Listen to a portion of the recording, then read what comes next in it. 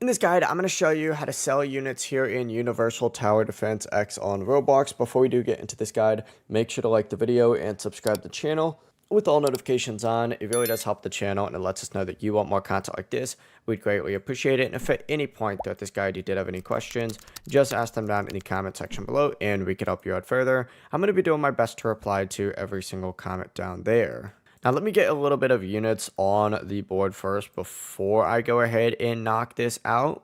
There we go. So we got 2 down. Actually, we'll go ahead and even place another one right over here as well. But essentially, first things first, you need to find whatever unit it is that you want to go ahead and remove. So for example, let's go ahead and say we want to remove, who do I not really like? I actually don't really like triple threat that much. Let's say we want to remove this guy. Essentially select him, and once the unit menu options appear, you're going to see this little sell option right here. Go ahead and select sell. Now you can also press X on your keyboard to sell the selected unit faster, so you don't have to go from like here all the way over to here. You could just hit X and it'll sell them. But after selling it, you'll get some of that money back. Usually not the full amount that you spent though, so just keep that in mind.